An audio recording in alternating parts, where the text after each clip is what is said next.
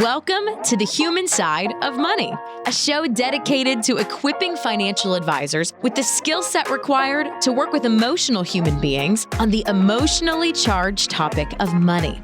You'll get practical tips and insights on applying behavioral finance into your practice from conversations with fellow advisors, industry consultants, and experts in the fields of behavior, psychology, communication, and more. Each episode is designed to help you enhance client outcomes and forever change the trajectory of your advisory business. Now here's your host, Brendan Frazier.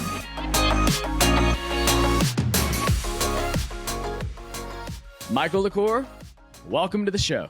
Oh, thanks for having me. In my head, prior to us hopping on here, I had sort of mapped out how I thought we were going to start this conversation, and I had it planned out, and it just shows you that even the best laid plans can go awry, because as we were talking before we just hit record, I had another angle that kind of popped into my mind that I thought maybe we'd start this way. So I think at the end of the day, what a lot of this conversation is going to sort of center around or focus on is the challenge that comes with discussing and displaying and presenting value in financial advice as an intangible service, and how challenging that can be, both from like with a prospect and a client. But then you mentioned, and I was reminded from reading your bio, that you have a background in advertising and marketing. And so I'm curious, as somebody that has that background from outside the industry, and we think about advertising and what it is and what it's designed to do, that a lot of that has to do with like conveying value to people. How do you think about, with your advertising background, conveying value in financial advice, or when you came in, right? Right. What were you thinking? How are you thinking about it? The challenges that go into it. I'm not sure what the best question is, other than, with that background, what did you think about it? How did you perceive value in communicating it? So I come from this background of advertising. It was like the first job out of college. I didn't really know what I wanted to do. And like a lot of service-based businesses, we had to kind of take what a client wanted to do from an advertising standpoint, like whatever their objective was, and we had to come up with an ad campaign or create a new logo, and whatever the advertisement was.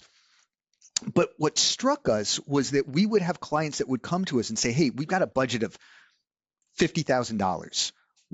Where can we have like the most impact with $50,000?" And we'd like go back to the drawing board and we take a look at this and go, "Yeah, $50,000 that's not going to move the needle. We can't buy enough radio advertising or TV ads." And this was before like social media was like its own thing. And what was the service, by the way? It was, well, in this, I mean, here it's an advertising agency, so we could do anything, right? Okay. And so clients would come to us and they're like, "Hey, what should we do? We've got $50,000. Where do we spend this on?" And I remember this one client in particular, like, don't spend it on us. You have nothing that differentiates you. Take that $50,000 and reinvest it into the business. Do something different. Now, it wasn't a business. It was a nonprofit, right? But they sounded a lot like a lot of other nonprofits in the area. And we said, go back, like, make yourself do something different, like come up with a different way of reaching this audience or solving this need. And they said, can't. It's grant money. We have to put something in advertising. And that always stuck with me, because the real issue would never have been solved even if they gave us $1 million. The issue was that they sounded like every other nonprofit in that space.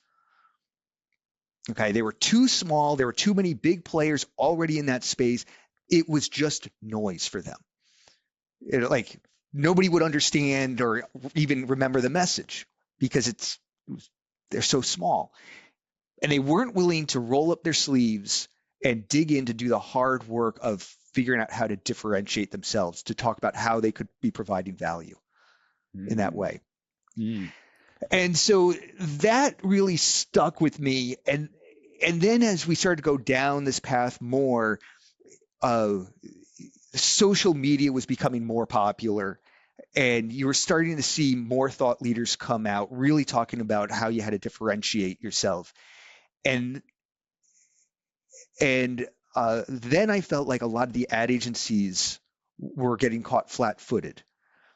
You had people like Seth Godin coming out, where he was like an early proponent about how to differentiate yourself and find your tribe, and really like having that unique message, having that unique audience. And that was not really conducive to an advertising agency approach, which was like, we have to have a wide message. We're going to be on TV where we're talking to lots of people. And I mean, since then, ad agencies, they've all morphed a lot and they've changed, but there was that period where there was this big gap. And so that's I think really what started this whole idea for me about let's look at value first. And once you figure out what kind of value you're providing as an advisor, things become a lot easier. But the issue is that we get caught up thinking, well, I don't want to go down a niche, or I have too many different clients right now, so I don't want to alienate clients. So I'm going to just say I help clients reach their financial planning goals. And does that help? And how does that work? And it's a challenge, right? When we see it. And so that would be an example of similar to the nonprofit, where it's like, hey, you could take $50,000, you could take however much money you want to give us, but it's not differentiated enough, or it's there. You're not differentiated enough. You don't sound, or you sound the same as everybody else. And so it was kind of like, as you said, that as you're going through that nonprofit situation, what a striking comment to make, or what a thing to tell somebody who comes to an ad agency and they're like, hey, I've got $50,000, help me grow. And you're like, hey, you could give me $1 million, and it doesn't really matter. Right. Yeah. And then as our business, you don't see anything from that. And this was getting around the time of the Great Recession. So there was a challenge there, and it's like, how can we reposition ourselves to help those kinds of clients? And that was just never a challenge that we were able to unlock. I think in that particular case that we turned around and we just did some PR for them, because that was like probably the most bang for the buck that we could get. But once that grant money was done, like, they were gone, and we knew that. So there's going to be some people out there that are wondering this as well, which is, now connect the dots for us here. How did you go from ad agency into financial planning and advice? What was the catalyst there? Then we can start talking about what you brought, how you started looking at it in a similar lens. But at first my mind's wondering, like, hang on, wait a minute. I bet there aren't many people in this business who were like, yeah, got a background in advertising, and now here I am working in financial planning. So you have to take one step back. My father's a financial planner, and he was one of those folks that got the CFP designation back in the early 80s. And so he'd been doing planning for practically his whole career. The ad agency has a tendency to like just burn people out. And so I was getting to that point where it's like, hey, it's a lot of late nights over here. We went through a recession. So I was starting to look around, but I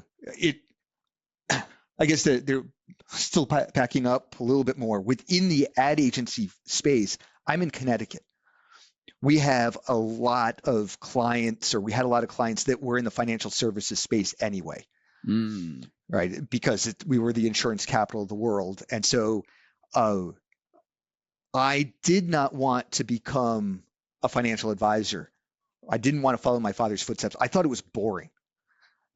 He'd come home, he'd tell me about something, and it just was like, I don't want to get involved in like managing people's money. I want to have a financial advisor, but I don't want to be the advisor. So I thought advertising would be great for me.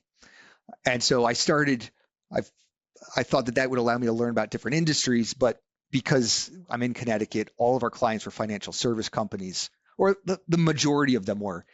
And so very quickly they realized that, hey, Mike knows how, he's got an understanding of the financial services space because his father's a financial advisor. So I was put on all of the financial service clients anyway. So recession comes around. We are now working with our clients, which are like some of the hedge funds, large banks, insurance companies, and financial advisory firms, to help them with their marketing efforts, as well as nonprofits. And so the recession is happening, and I'm working with my team to help develop the content and the collateral that ultimately advisors were giving to their clients. And then it was like a series of events from like, hey, we're just getting burned out over here, like working an insane number of hours, to having this one young advisory firm. I mean, they were like, the owners were young, like they were in their early to mid 20s, and they were just breaking away from another firm, and they needed a new website. And so I was going through the creative briefs, putting the strategic documents, and I'm going, wow, my father's always told me that there's just like not a lot of young advisors in this space. And here it is, like it's showing up in my own research that I'm doing. Like there's probably an opportunity here. And so as the recession kept getting worse and worse, I was looking for that change. And so I started talking to my father, and he's going, you know what, I'm planning on retiring in the next like 5 or 10 years. Maybe it makes sense for you to join up at some point, and you come on and you act as my succession plan. And so we spent a couple of years kind of figuring that out and then making the switch. And as soon as you got in, did you do an overhaul of the advertising and marketing within the firm? Yeah, but that's a real humbling experience. Yeah, that's what I wanted to do. And it's like I ran right into a brick wall. Like I thought, here I am. Like, what was the brick wall? Brick wall was the complexity. You got a lot of different clients to serve. You got different stakeholders. Like it's one thing to be on the like making the recommendation as an financial, like an advertising executive saying, hey, this is the messaging, this is the target audience, like this is what we should be doing. Consider changing like something on your product over here to stand out. And then stepping into the shoes of the advisor, where there's stakeholders, there's other advisors, there are clients, and what's that right messaging? And how do you stand out when you've got like large RIAs out there and there's a lot of apathy? Like, why do I actually need a financial advisor?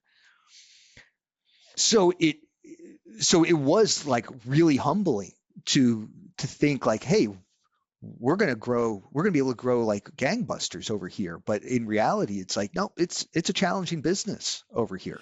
That's really interesting to hear, fascinating to hear, because I do think that on one hand, the way that we market our services, the way that we do marketing and advertising and portray what we do and how we help clients, it feels like we're like, as an industry, not everybody, as an industry, like we're not great at it, right? All you have to do is go look at like a few websites or even some commercials, and it's like it all kind of feels and sounds the same. So in my mind, I'm like, okay, so Michael came from this background where they knew how to do all these things, or they could, in theory, do it better. And then to hear you say that you came in and hit this brick wall is just kind of fascinating, to where it's like it was, and maybe if I'm hearing you right, you're saying like it was more difficult than you expected. And so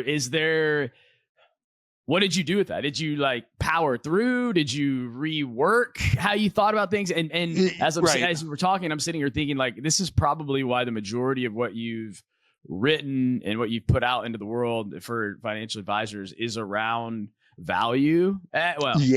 Providing value and then communicating it effectively. Because I imagine that you were at like you're at your dad's, well, I guess at the time it was your dad's firm, and you were probably wrestling with all these questions. You're like, hang on, how do I message this value and communicate this value to where it resonates with people?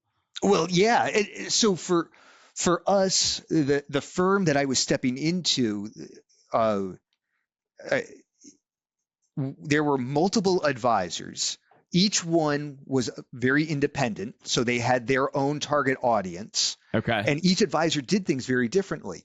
So one was very insurance focused. One was like a very traditional stockbroker. And another focused really on the 401k plans. My father, he had a very interesting niche in that he worked almost exclusively with employees that were retiring from the local electric company.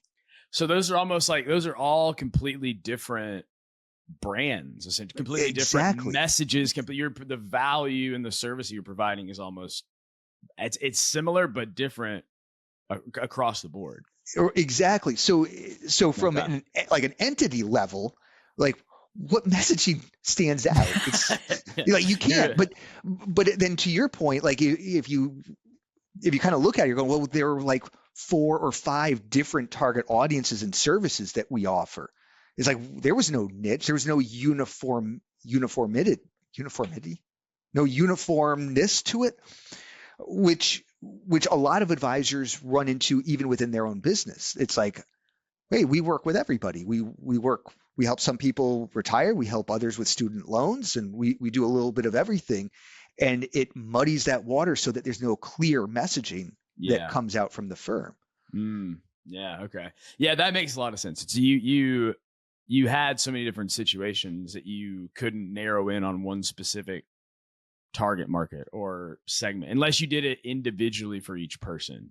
Right. And so just kind of taking that all the way through, like we did what we could to clean up and systematize some marketing communications at a higher level. But for the most part, the future I saw was working more closely with my father and in his specific book of business with his clients. And that's where we were able to get more clear about, hey, this is who we help. This is how we help them. Here's our process for doing it. And we were able to target and market that messaging without having to try to juggle the messaging from lots of different audiences out there that other advisors in the firm were trying to communicate to. Yeah. Okay. So you hone in on one, and then with your dad, and you got dialed in. Do you remember what that messaging was? What you at that point? Maybe it's changed over the years, but like how you even went about developing that? When I came in, the book was starting to get a little older. I mean, my father was in his early 60s at that time when I joined up with him. And he had built up this huge book of business from employees retiring from the local electric company. So there was a lot of similarities over there, like just demographic wise, even like what kind of employee they were. They were linemen in a lot of cases. The ones going up on the poles, like they were out there. So yeah, they weren't like the white collar, for the most part, like the white collar executives. They were, it was more of a blue collar kind of group. Yeah. So it was easy for us to then just transfer this over and say, hey, let's talk to the next generation. We kind of leaned into the themes that were emerging, which was I'm now part of the team and the succession. And so for many years, it was just, hey, let's talk to your kids. You know, Mike's here. You want to talk about college planning? Like he just went through college stuff here. He just got married. Like there's like a relatability factor that happened. And even to this point now, there's a lot of that. It's been 10 years, but it's still just building those relationships with the next generation. And that helps to kind of keep that book of business growing. You've talked a lot about the challenges. So with financial planning in general, financial advice, it can be challenging to communicate your value, whether it's to a prospective client. So you have somebody that's like out there, they're looking for an advisor, they're looking around and they don't really know, they can't really know like what is the value of the advice, of the relationship, the planning.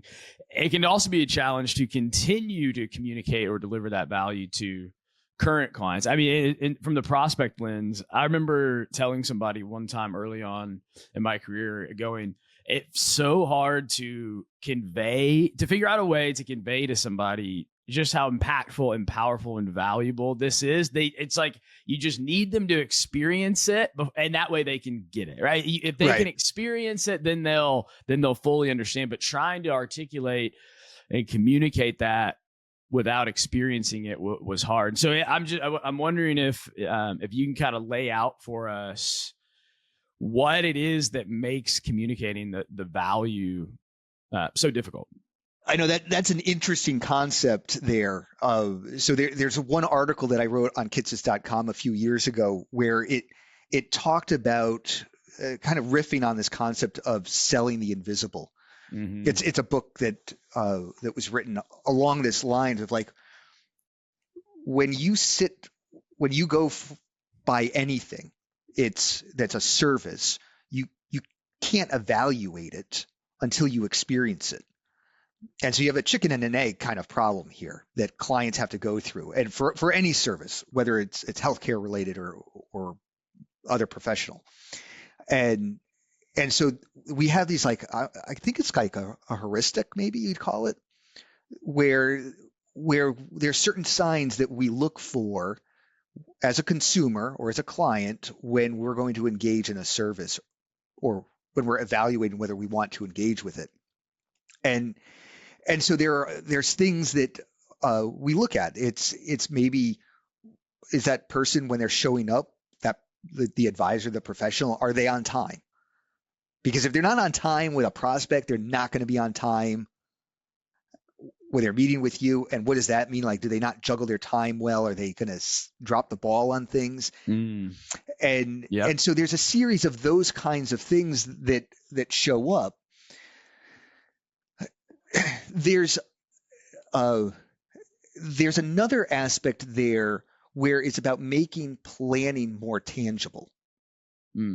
Because it is invisible, because it is not tangible necessarily. Like, how can we move along the spectrum to make it more tangible? Right. And so there's this, they did this research about kind of like different levels of goods and services that you can buy. Some are goods and services, right? But it's much more nuanced, and a lot of what we buy, it fits along a spectrum. So years ago, if you bought a computer from Apple, it was a good, right? It was physical. You touched it. So it was way on one end of the spectrum. But then over time, as their business model evolved, they started to introduce some services. You could buy apps, you could buy music, and all of a sudden it's a good, but it's also a service. And where does that fit on the spectrum? Like, okay, maybe you're not all the way off on like the far left. Maybe you made like a couple of steps to the right, and it's kind of mostly a good, but a little bit of a service. And then you look at professional services, like we're way on the side, the other end of the spectrum. There's nothing that you actually get, but actually maybe there is. Right. And so you go back and you look at banking. Years ago, banking was truly a service. You walked into the bank, you talked with somebody, you did your business, and you left. And then they introduced the ATM. And now you're able to interact with something, and it became physical. They introduced credit cards. You have something physical that you get. Like when I was reading one article a few years ago, they were talking about the amount of effort that goes into some really cool credit cards, like made out of metal. It did something. It had your photo on it. Like, there were cool things that were happening there to try to take it away from just being a service and introduce something a little bit more physical. And so I see an aspect of that happening in our business, and I see it actually accelerating in the last year or two, where we're seeing more technology companies coming out with physical deliverable kinds of reports. Well, like, for example, well, you look at what's coming out right now in terms of financial planning software, and let's look at like Right Capital, because I think they're doing a really interesting job where it's not a big deck that gets produced. It's module-based planning. And so like I had a client a while ago where they had a few questions about how their plan was going to do with like the changing market conditions. And so I just got into the habit of just saying, hey, let me do like this stress test. And I could just send you the stress test every so often, just so you get a sense like your plan's on track. If depending on what happens in the market or interest rates, what were some of the others, like longevity, healthcare, like they've got this cool little thing, this graphic that shows like how will your plan hold up in different market conditions. How cool is that I'm able to just send that out to my client on a regular basis just to like preemptively calm their nerves. Doesn't take the phone call. I don't have to set up a meeting. I can just pull that report, say, hey, check this out. Look, everything looks cool. And we've already agreed that this is a way that they can help get confidence. And so maybe that's not like literally tangible. Like I'm not holding that in my hand tangible, like a credit card, for example. Right. But it's a way to demonstrate or show value. Showing the value. Yeah. I mean, you are right. Like, there are some aspects where we have to squint on the physical aspect. Like physical, I can touch it. What we're seeing right now is like generally like even apps are considered physical because you're touching and you're interacting with it. You're not just receiving something. So I think it's evolved a bit, or maybe my definitions have to get a little bit more vague about when I say something's physical.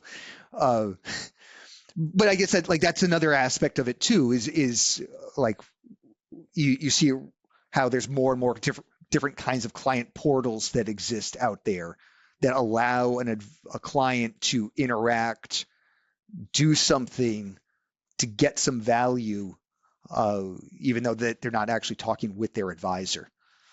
Yeah, I think I wasn't calling you out saying like, hey a minute, that's not ahead. Tangible. I was just kind of thinking through, like, I get what you're saying. It makes it feel, in the absence of that, it still feels more invisible. Where you're like, I know there's value, but like it's hard to like see it. There's not like a representation of it, but something like that just sort of like hammers it home, reiterates that you're there, reiterates that you're the value. Because when I was first thinking tangible, like if you had said, hey, we want to make the financial planning experience, we want to make our client experience more tangible so that they can feel the value more. My first thought that comes into my head is, oh, okay, so what you probably print off and hand them a financial plan within a binder. I think that's probably the most tangible of all. But I guess it doesn't necessarily have to literally be something you can hold in your hand. I heard about an advisor that positioned themselves as super value focused. Like we're going to do the bare, not bare minimum. They really wanted to communicate like, what you pay us goes right into the planning efforts, and we're not going to have like the slick office. Like we don't want that perception. And so, and they would communicate this. Yeah, it was communicated, but it was down to the tactile components, to the point where they had to buy cheap feeling paper to print their report. So when they handed something to a client, like the true physical aspect, the paper felt flimsy. It was like the basement barrel, most generic paper. And the funny thing was that there happened to be a sale one time where the expensive hammer mill paper, like the nice quality, like the smooth finish on it was cheaper than the really cheap stuff. And they're like, hey, look, we can get all this paper. It's going to cost us less. Like, that's such a core value. Like, let's do it. And he goes, no, because that sends the wrong message to the client. If we print off on like really nice paper now, like they're going to think that we spent the money on the nice paper. We need to keep using the cheap paper.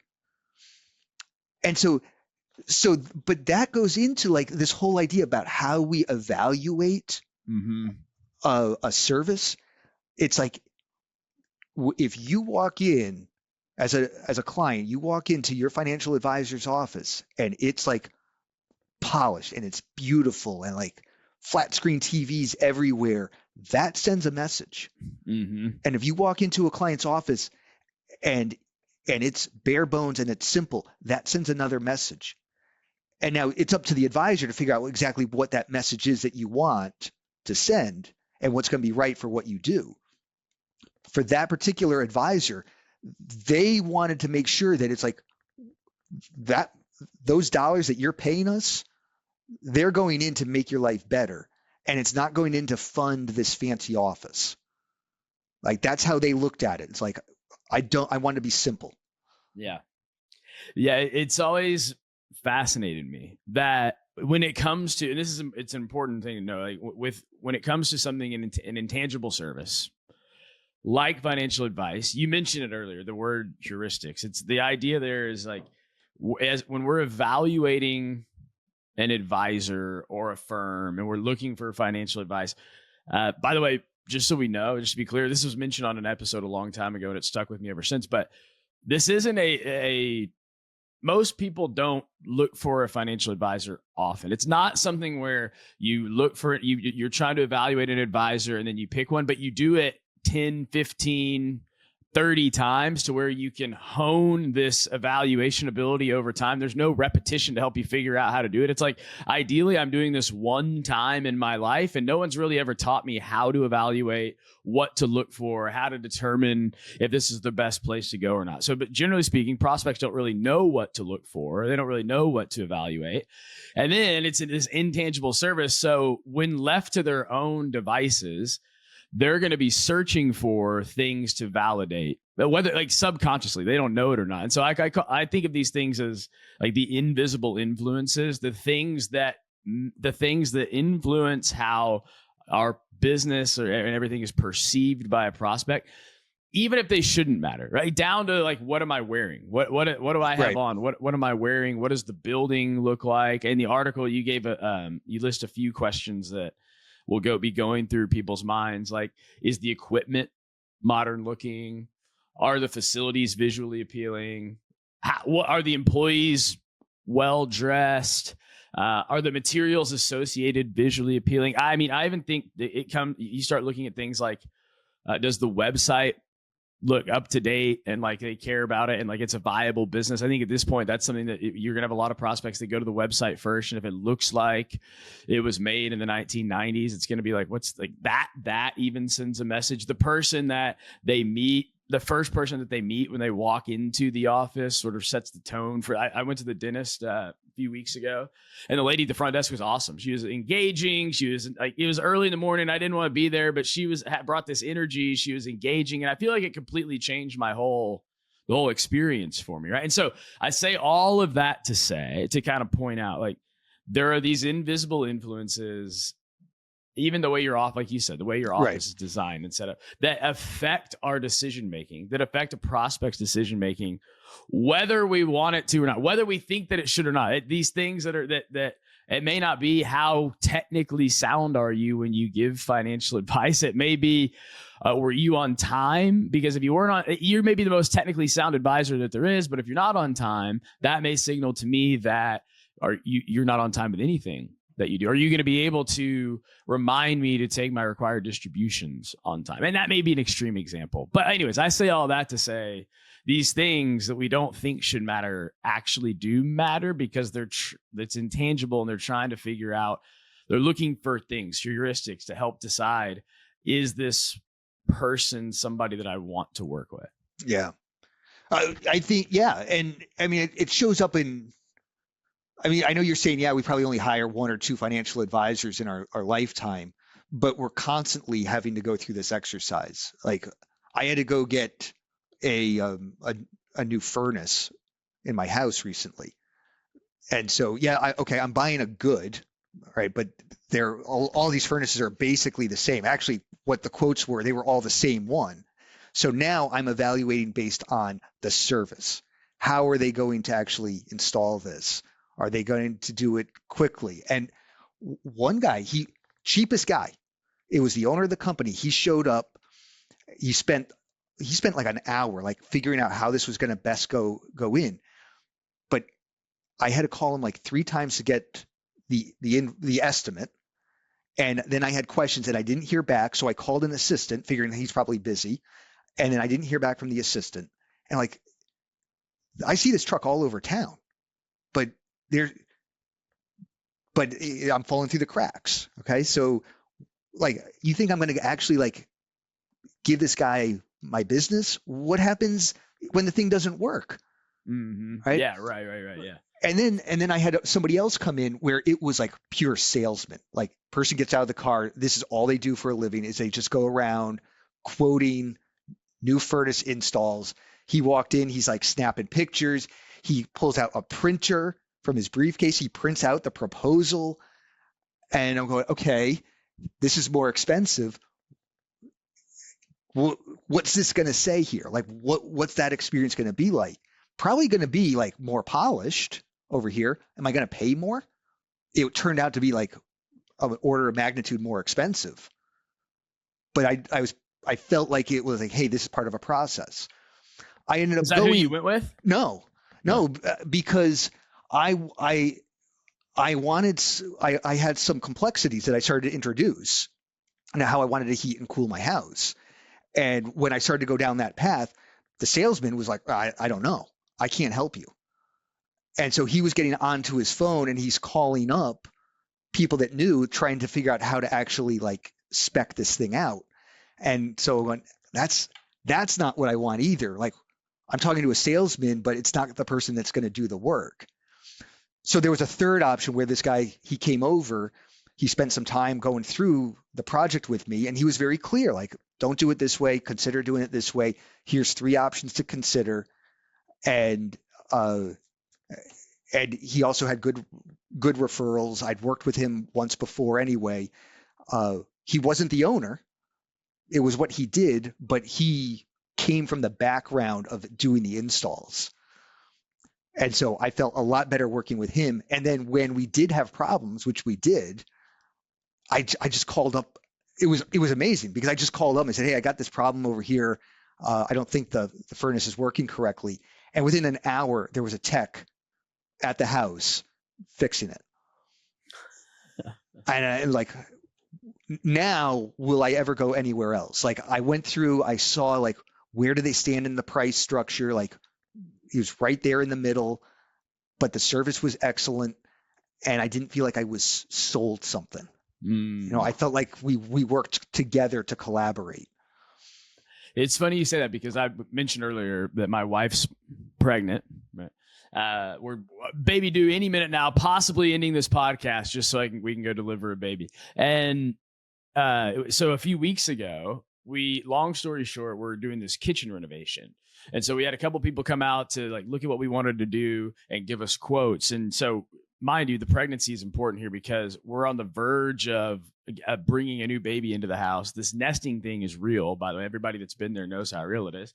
And so like, we're like, hey, we need to get this kitchen thing done, but it has to be done on time because my wife is not going to be okay with us bringing this baby home to a kitchen renovation, like to an ongoing project. Like, this project needs to be done on time so that we can bring the baby home. And was it a little bit crazy to push it like that close time frame wise? Yeah, probably, right? Hopefully my wife never listens to this episode. Was it a little bit crazy? Yes.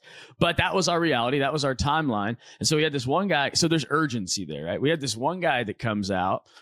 Yeah, like comes in, looks at the kitchen.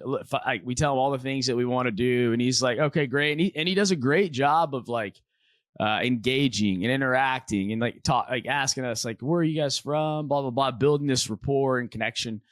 And then fast forward, he was like, I'll have this, this quote back to you by next week at the latest. So fast forward to next week, it's a week later and we haven't heard from him. Right? And we're reaching out to him to try to get the quote. And so and even though we liked him a lot, he was a great guy, had a family, the kids are like similar ages. So he did all the things you're supposed to do as far as like building rapport, right? Where it's like, oh, right. we like you. But what did he not do? Well, he didn't show us any urgency. And in that moment, what we needed to see was like, hey, I am somebody that will get this done and get it done on time. And that signaled to us, like, if he's handling this part where he's trying to earn our business without, like, not even on the right deadline and time frame with urgency, what's the actual project going to be like? Right. And then we had this other guy who, like, he came in and he wasn't that personable. He's all right. You know, he wasn't mean by any means, but he wasn't like building rapport and connection. And he gets it back to us, the quote back to us before he said that he was going to. And fast forward, now that we're out of that phase, he got it done on time. Like, actually a construction project in the house that was done in the time frame that they said. And so it's just one of those deals where you look at it, and we made that decision essentially based on, it's intangible. We didn't know how to make it, but we're like, we need this to be done on time. And what this guy is showing us is more organization and urgency. This other person can't meet the deadline for a quote. And so that ended up being the deciding factor. Well, yeah. Well, I mean, it's like, as you're talking about that, it's like one of the articles that I wrote a while ago was kind of connecting the dots of this whole concept of jobs to be done. And what were you really hiring them to do over there? It wasn't just to build out the kitchen. You know, you needed help more or less nesting over there, because it wasn't going to get easier afterwards. And so finding, like, if there was a contractor out there that's like, hey, we get our things done, and if not, like, there's this guarantee in place that you'll get hundreds or thousands of dollars back if we missed our deadline, like, you probably would have called them, because the job that you needed was time sensitive. And that stands out in an industry where it's notorious for being late. Can you just introduce this? So I'm glad you did, because I wanted to go down this path a little bit, because I think it's such a good framework for thinking through A, the value we provide, but B, how to communicate and articulate it. Can you give a little background or introduce this jobs to be done concept? It's one that I had heard before, and it was like loosely familiar with, but then dove in a little bit more once you wrote the article about it. And so whether somebody's heard it or not, I want to make sure that we kind of grasp this concept of the jobs to be done. So at the highest level, jobs to be done it comes out of some research that this a researcher did with McDonald's. And McDonald's had this really interesting insight.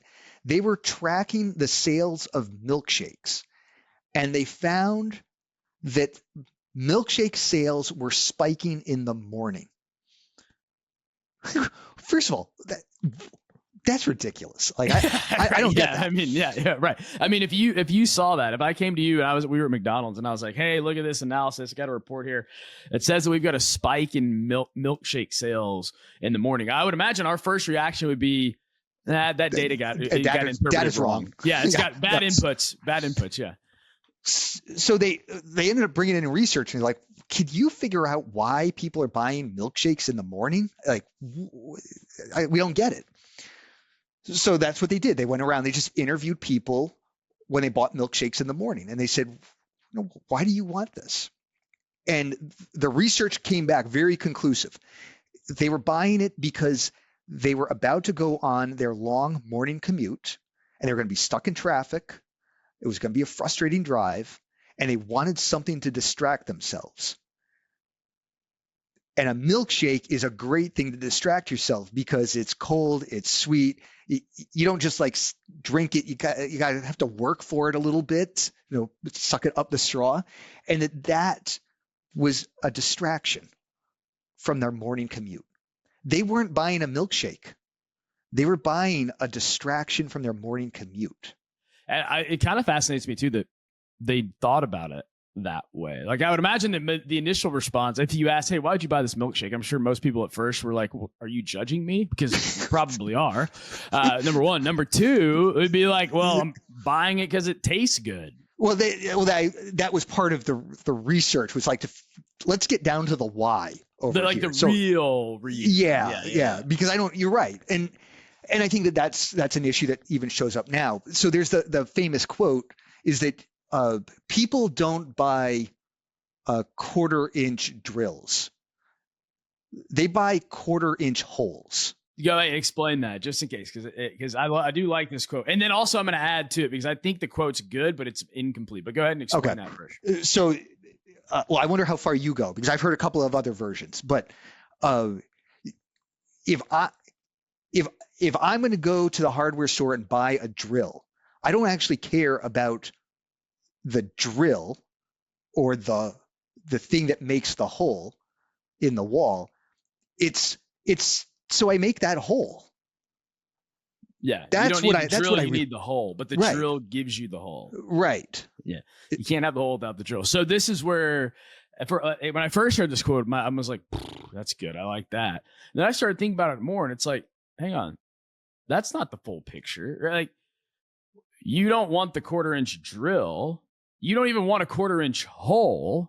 You want what the 1/4-inch hole is going to do for you. So, and because I'm not good at, I'm not handy at all. I'm not a craftsman. So this may not be a great example. You may not use a 1/4-inch hole to do this, but just roll with me for everybody. Don't judge me. So what you want is you need a 1/4-inch hole drilled in the wall so that you can hang up a TV so that your family can sit around in the living room and watch movies during family night together, right? It's like, you don't want the 1/4-inch drill, you want time with your family. And I think stopping at the 1/4-inch hole is like a good way to look at it, but you're missing like the actual job to be done.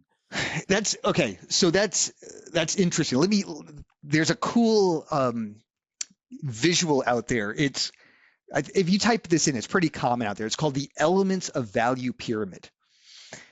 Okay. So you think about a pyramid here, and is it the one in your article? Yes. It comes out, I think it was a Bain and Company graphic, but it shows up like it's pretty common out there. But so at the base of this, it's called elements of value. And so the base is like all the functional jobs. It's the hole or the drill. And then it comes up to the emotional aspect. Like, okay, so functional, it could be drilling the hole. It could be saving time, maybe reducing risk, just informs you or educates you. But then you move up, and this is going to your point here, going up to the emotional value. All right, drilling that hole, it's so that you can hang that TV, so you can watch something, like to provide entertainment, okay? Maybe for financial advisors making that transition, it's helping to reduce anxiety, like playing into the emotional aspects that our clients deal with. It's or maybe in a different industry, it's providing some kind of entertainment or wellness or health. Right? So it's affecting the emotional aspects of us. Then it goes to life changing. Right. So we'll keep moving up. It's like life changing. I think that's where we get to really the top. But that's where it's like it provides an area for us to get together as a family and bond. Mm-hmm. And so what you're highlighting here is that something that starts off as a functional role. Hey, I'm really nervous about the markets and I want to hire you as an advisor to help reduce my risk or save me money on my investment fees. That might be a functional job that they're thinking about, but it's a matter of going a little bit deeper and saying, well, what's the why? Where do we keep going? And I bring this graphic up because I think out of all the articles I've written, this one gets referenced the most. Huh. I wonder why. Well, I guess here I am because of the article referencing it. So I shouldn't be shocked. I'm just kind of curious. So I find this graphic to be the most impactful. And I wish that I had seen this when I was back at the ad agencies, because this helps to frame what value looks like for a client. And it helps to kind of put some guardrails in there. Like industry agnostic, this helps to really showcase how we as business owners and financial advisors can be thinking about how we provide value. And so kind of getting up to like the top of, or the start of the call here, like when I ran into that brick wall, I didn't have something to help prompt me and figure out these kinds of examples here of like, what brings us together here? It's like, well, hey, maybe we've got some people, some advisors where they're just work on 401k plans, and some that they're focused on insurance. But at the end of the day, are we all about helping motivate our clients and getting there? Is that the common theme that we have? Are we about creating like heirloom kinds of like benefits for future generations? Okay, just to make sure everybody grasps this, we were talking about jobs to be done, the value pyramid. So the jobs to be done concept and the value pyramid, they kind of tie together in this way. There's essentially 4 types of jobs that can be done, which also, I guess, map over to the value pyramid. Is that right? That's how I kind of conceptualize it. Yeah. Okay. So there's just, we kind of went there, but there's functional, which is basically what you would think from an advisor. Well, actually, how about you? What, from an advisor standpoint, functional means?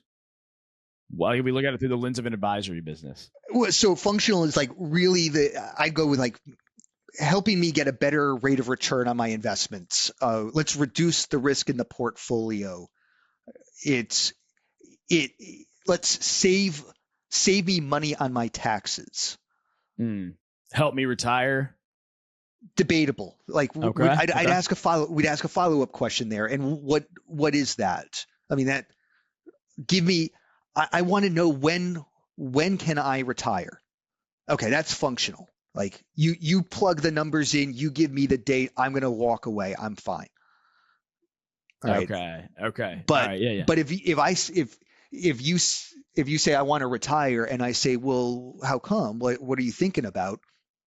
I say, well, I don't really like my job, and I'm getting tired from working, and actually I want to be more present with my grandchildren, and so that's why I want to retire. Like, well, okay, that's slight nuance there. Maybe it's not fully retired. Maybe it's part-time. What's going on here? And are we actually trying to reduce your stress over here so you can be more present with the kids? And at that point, we're moving from, like, you've got the functional aspect, but that's more of what we'd call it the emotional job of reducing stress so that you can be more present. Right. So is it reducing stress? Are we trying to solve for an emotional job here? Or is it because you want to spend more time with the grandchildren and it might be more life-changing? Okay. So we've got functional. You got a functional job. You've got the emotional job. Oh, yeah. There are social jobs. Social. Is that the third one? So it could be. I see that one more challenging for a direct connection for financial advisors in terms of like a hierarchy, because social would be, I guess in the purest context, would be like charitably inclined. Like, I want to have like a lasting impact on society by my philanthropy. So how do you think of it, or how do you maybe shape it to be more applicable for financial advisors? I think that there's really 3 categories. Okay. You have functional, emotional, and then life-changing. Okay. And life-changing is really like we've changed how I'm wired. I'm so nervous that I cannot invest in the stock market at all, and I realize that I'm never going to be able to retire because I'm so afraid. But if you have helped me change and rewire my thinking, and so that I can actually invest and be confident over there, and that's going to allow me to live the life that I ultimately want, like, that's life-changing right there. That's what I want. Can you explain? There's another example that you give, I think, that helps hammer this home too, because sometimes I think it's helpful to go outside of our industry to hear how it plays out so we can map it back in. But can you also give the example of the dentist for cowards business and the job that it accomplishes that you wouldn't think a dentist would accomplish? Well, okay. So, all right. So let me just set the stage on this one. A pet peeve I have in like when advisors talk about niches, it tends to be all demographic focused. Like, I'm going to help employees of large tech companies with stock options. Like, that's my niche. I'm going to help people retire. I'm going to help young families. Or I'm going to help dentists, like whatever that is. It's so demographic focused, and we don't talk a lot about all of these other ways that we could focus our business. And I highlight at one point a dentistry that focuses on just working with those patients that are really scared about going to see a dentist. And so they went all the way right down to like naming their firm Dentists for Cowards. Yeah. And that's how like everything was like, hey, if you are afraid, like, it's okay. We have built a business and a process to help you. And here's what we do differently that sets us apart. I had a family member who was afraid to go to the dentist, and there were all sorts of big life issues that happened because of that. And that always resonated with me.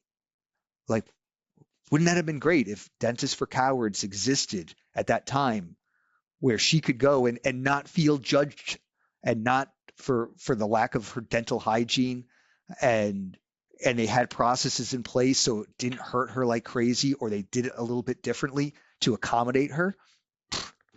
What a business that is. Yeah. I mean, to that point, it's funny, and you mentioned it in the article, but it's like these patients, when we think about a dentist and the service they provide, I think it's just natural to think of the functional job, right? The functional job being you go and they clean your teeth, and maybe they fill a cavity or two, but you go and like you make sure everything looks good, you get your teeth cleaned. It's functional in nature. Or you even mentioned it, like there could be some people may go to the dentist so that they feel more confident about their smile. Right.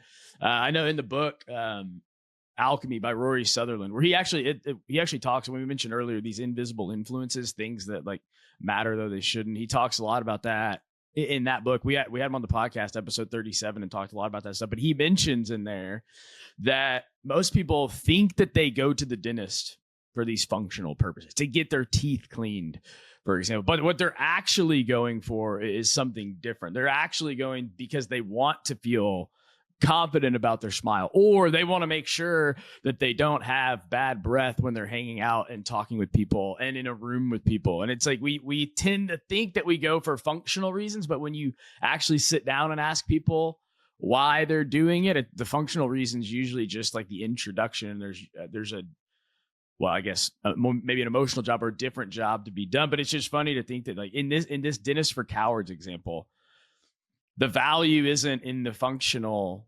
job. The real value they're providing is they help these people that are anxious about the dentist overcome that so that they can get the functional. Like they can't get the functional without the emotional component. You're right. And if people want to dig in more on that whole elements of value pyramid, so you got this pyramid, and functional jobs are at the bottom, emotional jobs are in the middle, and then life-changing jobs are really up at the top.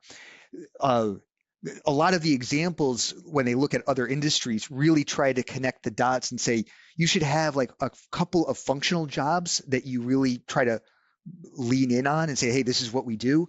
And it ties to your emotion, like one or two emotional jobs, which ties to one or two life-changing jobs, and say, okay, these like 5 jobs spread across the pyramid is how we're going to differentiate ourselves. That's where I think it becomes pretty interesting, because to your point, and I've seen this myself, like when I hired an accountant, I hired them because I thought I needed to save time functional job. And then I'm asking myself, I still have to go gather all the information. I still have to like type up some things and do some research, like to get them the numbers. I'm not saving that much more time compared to just putting all the numbers into TurboTax. So why am I doing this? And I'm doing it because I need the confidence that it's going to get done right. And if things blow up, I got somebody that I can just call up and say, hey, I got this issue here. Can you go figure this out? Yeah. Right. So I came in for save time, but I need them for an emotional aspect. And so many people, that's the case for so many people, but you may not think of it that way, right? You may not even be aware of it or get to that point. You were writing an article on jobs to be done and the jobs that can be provided. So you're looking through this lens of like, oh, what am I actually looking for? So many people that's what they're getting. That's what they really want, but they don't see it that way, right? Like they would articulate it the same way you would. They'd say, I need to save time. But maybe I don't know if they would sit there and say, yeah, I guess really what this is really about probably is peace of mind, making sure I've got an expert opinion. I guess I'm just wondering, do we think that people always know what this job to be like? Do they know that that's what it is? Or I think that's up to the advisor as to how far they're willing to go down that path. Okay. It's like, okay, so think about it along like a spectrum for a moment. An advisor decides, I want to target young families because they don't have any time. All right. No, I'm going to target young families. So like the first thing that they're going to do is like, well, why is that? Like, well, they don't have time. So I'm going to put that out there. And so I'm going to put something on my website and I'm going to say, hey, we target young families. Let's make sure the meetings, we do them at really convenient times and it can be virtual. We can do it during the day if it's better, or we can do it first thing in the morning or night. Like we're going to allow for a wider degree of variability there. Okay, so that's like one step. And then the next is like, we're going to also be experts in college savings because you're young families and it's probably going to be the first major life goal that you're going to have to deal with. Okay, so now we got like this expertise aspect.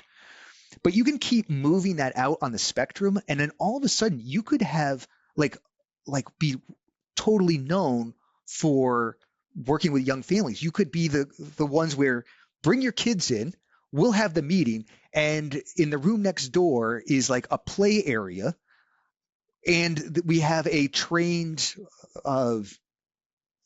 teacher. We have a magician.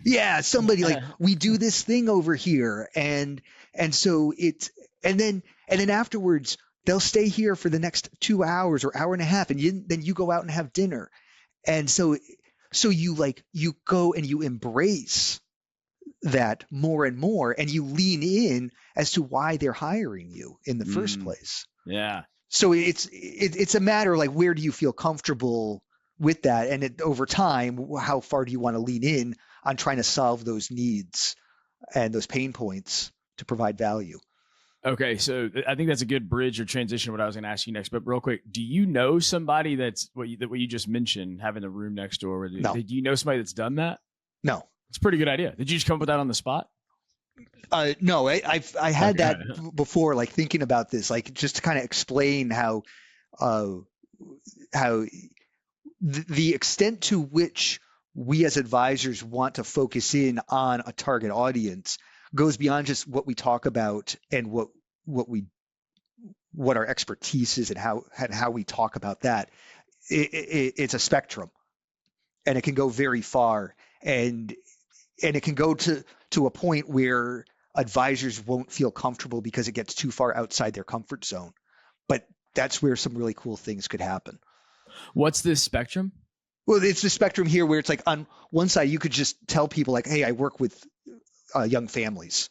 And then on the far, and that's all it is. Like, it's just mentioned on the website. And then on the far end is like, you completely leaned into it, and there's a separate room where the kids can go, and there's the magician that entertains the kids. And it's a spectrum of how far do you want to lean in on that niche to provide that value. Which comes back to what you just mentioned a second ago that I wanted to get to, which around if I'm hearing you right, it's like once you spend some time identifying these jobs to be done, whether they're functional, emotional, or life-changing, then once you know those things, you can start doing things with them. And so the more in tune you are with the job that you're doing, you can create a more personalized experience, like this idea of having a place for the kids to come hang out while they're in a meeting. So I think, but if we just back up a little bit from there, my question was going to be, what if let's say we start thinking about, we identify the real jobs to be done, right? Like to keep it in that framework. We've thought about, this is what I do functionally. Here's where I think what I do emotionally. This is what I can do from the life-changing side. Here's what my real value is. What can you do with that? I think is ultimately my question. What is it, something where we take it and it improves our marketing and messaging and that aspect, or does it go beyond that? Knowing what those jobs are does then flow into your marketing and communications. Yeah. If the advisor is taking the time to really think it through, and like reflecting on their clients or talking with them about it, that's where you eventually find what differentiates you and how you communicate that value. And so in that case, like maybe you've got a couple of hunches, maybe you're talking to your clients and without actually saying like, what jobs are you hiring me to do? Like they're not going to understand the concept, but but it's like, don't do that. Just to be clear. Yeah. I have some clients that I've worked with where that's, they're hiring us for very much an emotional job. Others are hiring us very much for life-changing. Like they're fine. Markets go up and down. They don't care. They know things are on track, but they want to make sure that money gets to the next generation. That's the life-changing aspect for them. Others, we're right down in functional. And that's where and maybe it kind of like moves up in terms of like a confidence thing, but really they really want the functional aspect. You guys just manage the money over there. Just do it. I was thinking about this as I was preparing, and I was trying to decide. I think in my mind, my first hunch is that everybody has an emotional job to be done. Like even what oftentimes may look functional or sound or portray as functional, underlying that almost always is an emotional component, which the emotional part being like, even if they come with this functional need of, I need help investing my money, it's like behind that is like, at the end of the day, like I do need help, but I just kind of want the peace of mind and reassurance of knowing that there's an expert that's doing it for me, that there's somebody else, because I can't give it what it needs. And so I get reassurance from that. And I don't know, I'm just kind of curious to see what you think. Is there like what you think about that? Because that's kind of where I'm at, is I don't know that there's a purely functional and solely functional job. Like they almost always, it has an emotional component. Tends to come in, like you had said earlier, tends to come in as a functional job at first. Yeah, client calls up because they've got this functional problem. I need a hole. I need a drill to drill this hole. I need to reduce my tax bill. I need to trade a stock. But then as we dig in, because we're financial planners and financial advisors, we want to go a little bit deeper and understand the why. So we're naturally inclined to start to work our way up. But not all advisors are like that. Not all professions are like that. They don't understand that, hey, there's a deeper why to a lot of what we do. And so you go to, when you're talking about, for my case, like talking with the guys replacing the furnace, and for you, the contractors, like there were emotional and life-changing decisions, maybe life-changing for you because it was like connected to a child. For me, like, I mean, there was an emotional aspect here. Like it's stressful when it gets with inconsistent heat, and I'm trying to get air conditioning put in at the same time. And how do I do this? So it wasn't a functional, it was moving up to emotional. But some figured it out and they went with me, and others didn't. They kept it functional. They didn't probe. So, it's a for me, like the takeaway that I would have as like an advisor here listening to this is like, we do a lot of different things for clients, and they kind of hit at different points in this hierarchy of value. And it's a matter of kind of, if you're looking to figure out how to create a niche, define it, get your arms around that, and how to communicate it out to prospects, this is a great starting point to figure out, like, I'm good over here, and then I'm going to work my way up, and I'm really going to focus in on I help people reduce their anxiety around money. I'm going to help you get more confident with your financial decisions. Okay, so now now we're trying to tap into that a little bit more into the communication. That's where I think this helps to become that springboard for advisors to then incorporate some of this into their own communications. It makes me think, if we think about the milkshake example, right? Like how milkshake, the real job that the milkshake was doing was providing a distraction, right, during a commute. I was also going to go even a little bit step further and say, like, I would like to talk to those people and give them some truth serum and say, how much of it is like your commute is miserable and you need something pleasurable to make it bearable, right? Like, I mean, we know commuting depletes happiness. Like, people aren't as happy when they have long commutes. Literally nobody says, man, I love my long commute. Never heard anybody say that. And so it's like, if you're sitting there going, I'm doing this again, it's monotonous. You're dreading it. Yes, you have a distraction, but you're also like getting something. You're turning something that's not fun into something like milk. I mean, milkshakes may not be healthy, but they're good. They're pleasurable, right? So there's an element of it there. So, if you're McDonald's, do you start marketing milkshakes as the commute enjoyer, right? It's like, hey, you don't need a milkshake, but you're like, hey, hate your commute, get a milkshake, right? Like, I guess I'm just wondering, like, so there's certainly the marketing component. Do you market milkshakes as the way to endure a commute? My gut is no, you don't. You log the insight over there, but I don't know what they actually did with the research. But my gut would be saying that they took that research and then they worked on creating something that was like a little bit more that could apply to more people, and say, hey, here's a kind of food that makes sense. It's more of a snackable kind of food that's going to be eaten in the car, that's going to take its time. Like, what are going a little bit deeper and then creating something unique there. It's kind of like that, the whole idea of like investing in the efficient frontier. You read those papers there, and it's like the efficient frontier is like asset classes and investments that we probably couldn't actually invest into if we wanted to. And if we did, clients would fire us pretty quickly, because it's very like specific kinds of asset classes and like foreign stocks. And, so it makes sense conceptually, but then you have to apply it.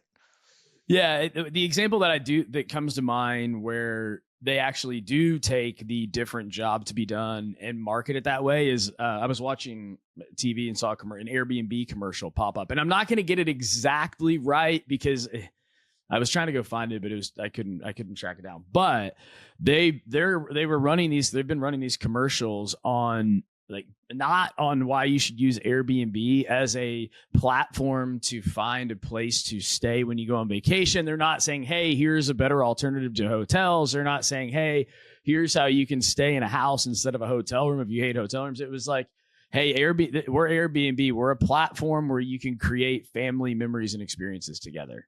And this apparently seems to be a common theme in this episode, is family memories and experiences. But they had these videos going of the family that was at this house in the desert, and they were swimming in the pool and hanging out at the house. And it was like they recognized that the job that was done by Airbnb, or the value that's being provided, it's not yes, it's providing a platform to help you find places to stay. Like at the end of the day, they're essentially like a lodging hotel type service, right? They're a platform, but they were like, but we're going to market to what our real value is. And the real value is this platform allows you to create family memories and experiences. I just remember thinking like, that's cool. Like that, it gave me a little bit of I felt like I got this emotional tug while I was watching it. Whereas if it was like, hey, look how easily you can book non-hotel rooms and enjoy your vacations. Like it doesn't hit the same.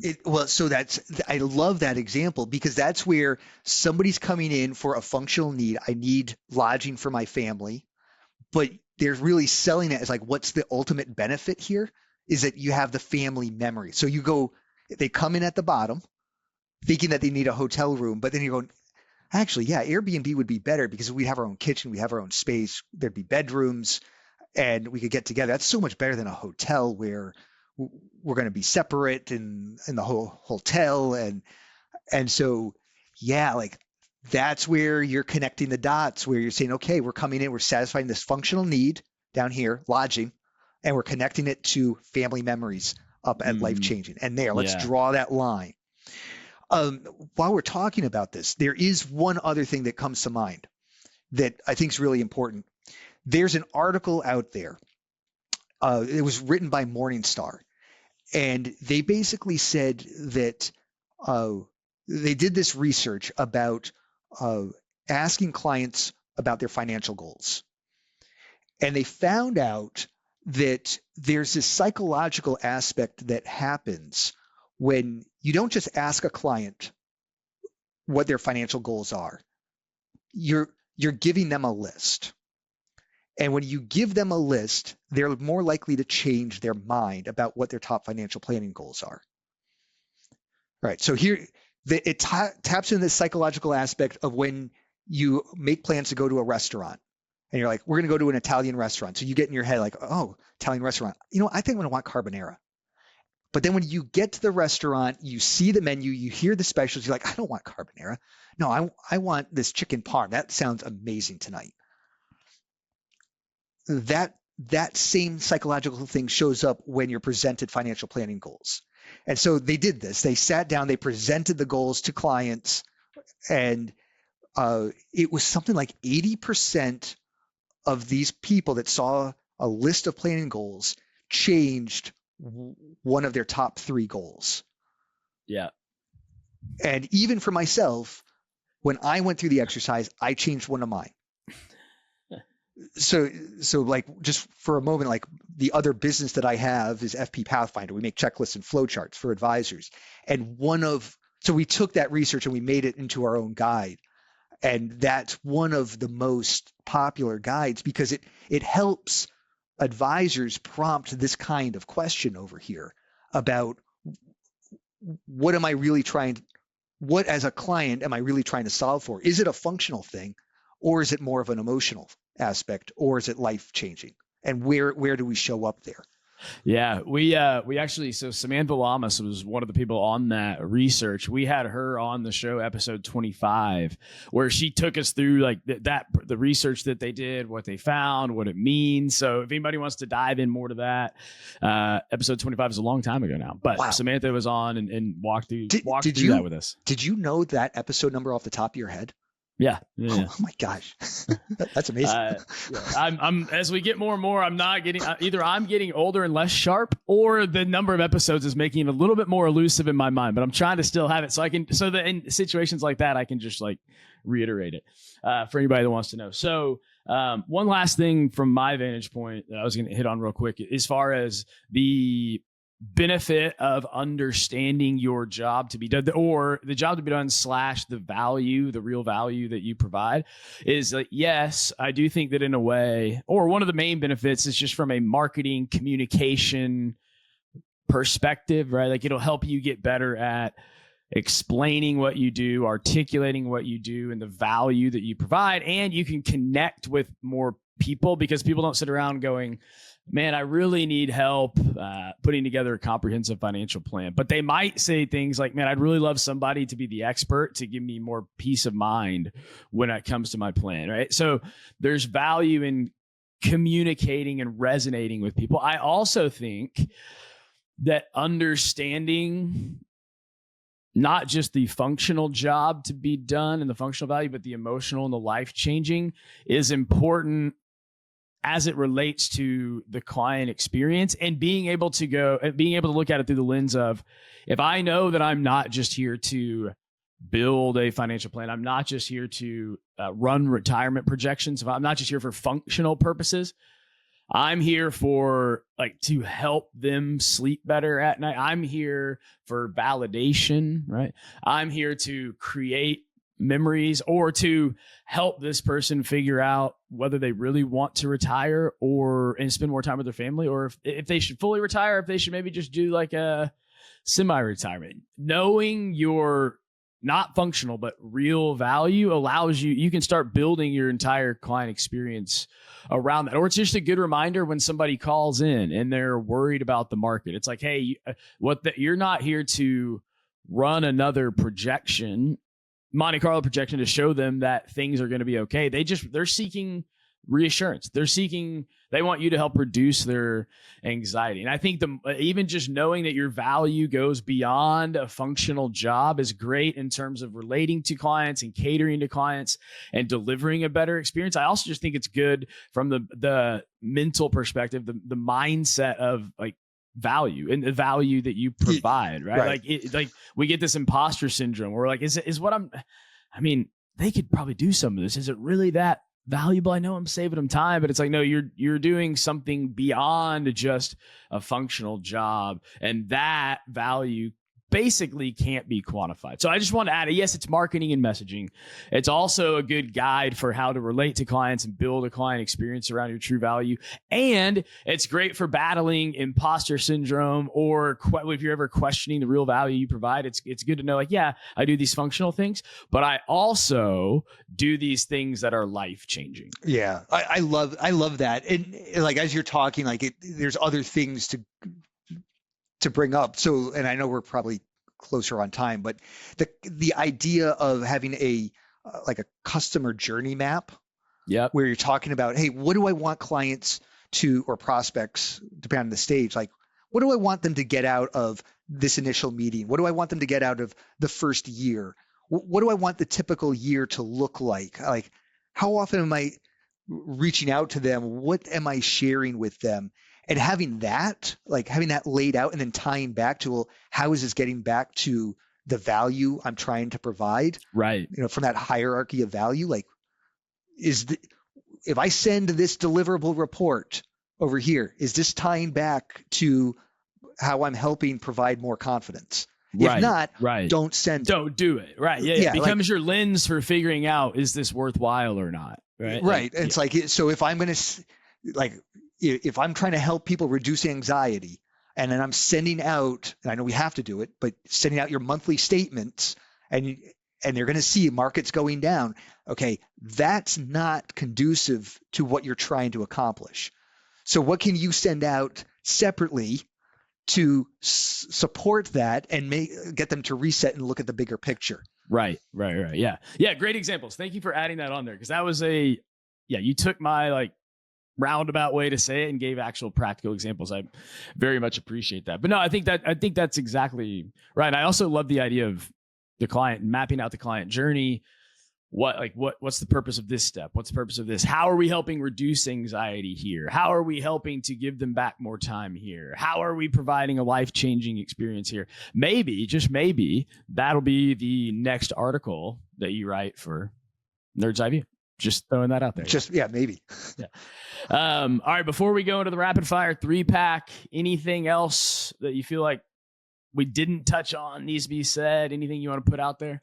No, I think that's it. I mean, there's a couple of ways that people do look at jobs to be done framework. And in my article, I talk about the two different ways. This is the way that I prefer it.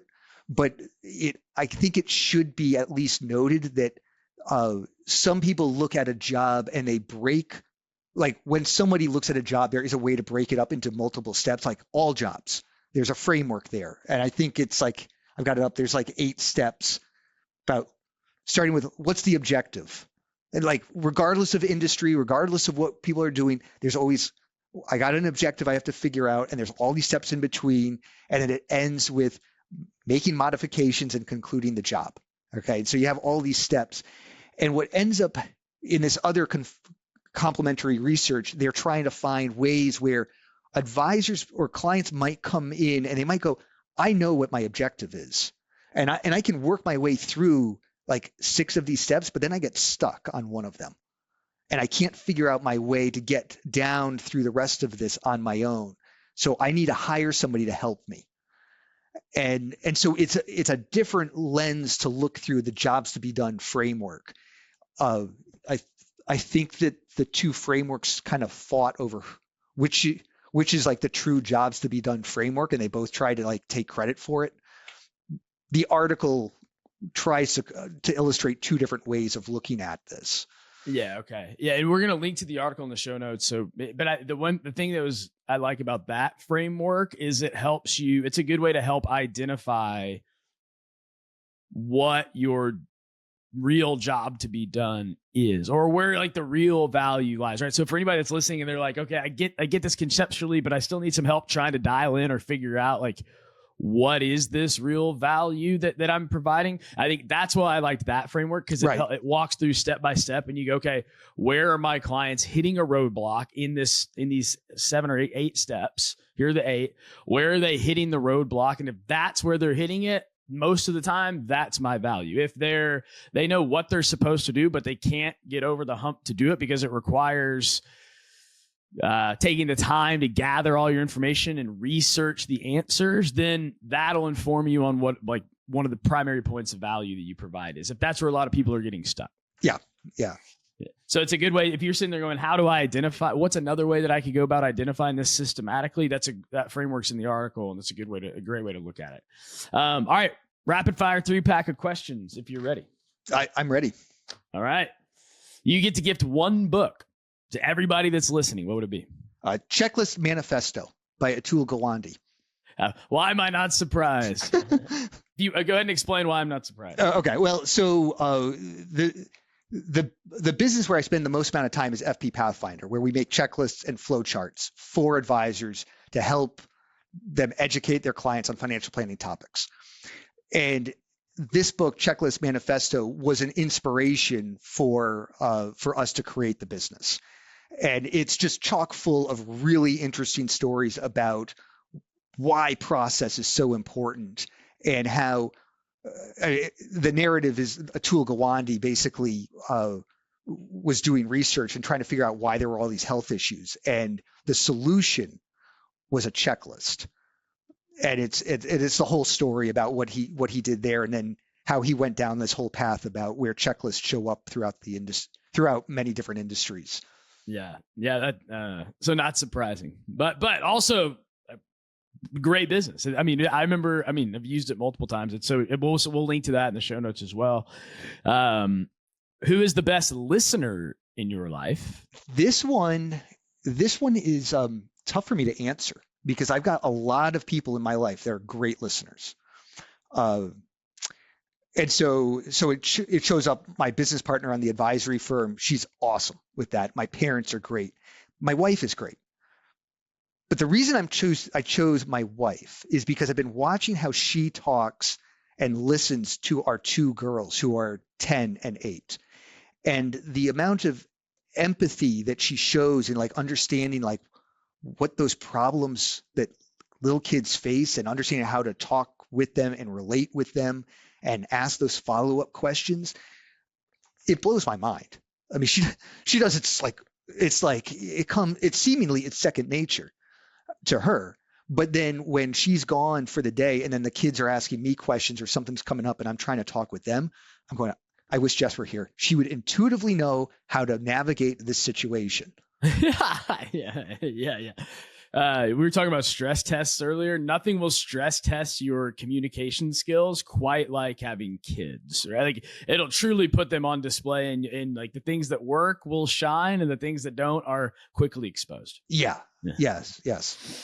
All right. You get the opportunity to hang a poster on the wall of the office of everybody listening. What would it say? I have a different answer on this. Okay. This is what I would do. It's a 2x2 grid that everybody would have.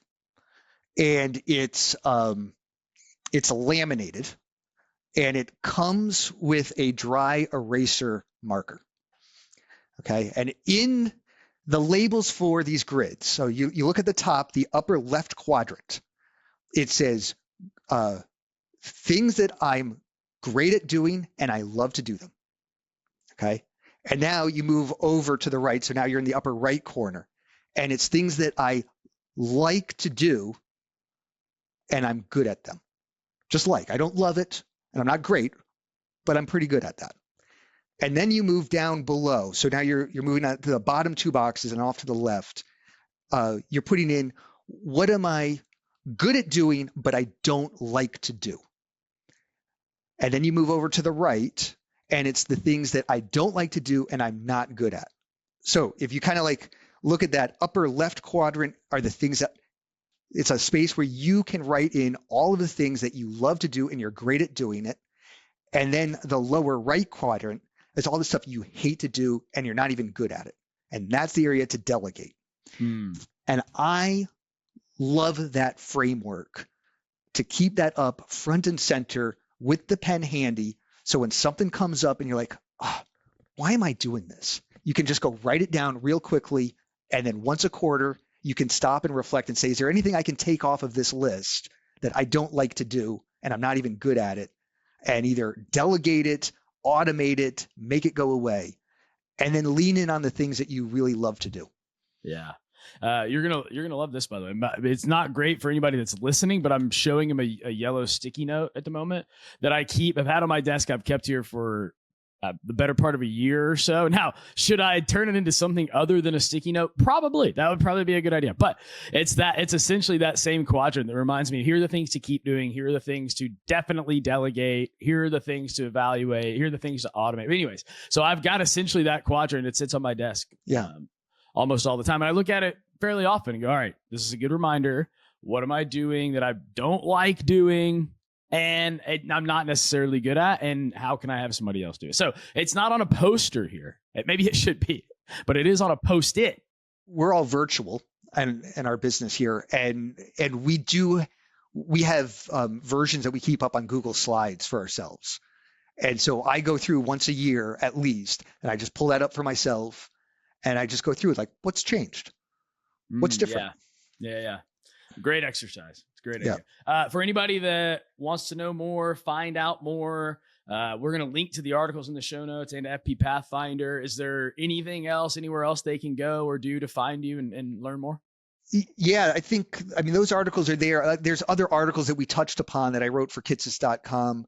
And so in the article we reference here, it's easy to find and go down the rabbit hole if you want to learn more, because a lot of the themes I write about, they all kind of coalesce around this whole idea about value and communicating that.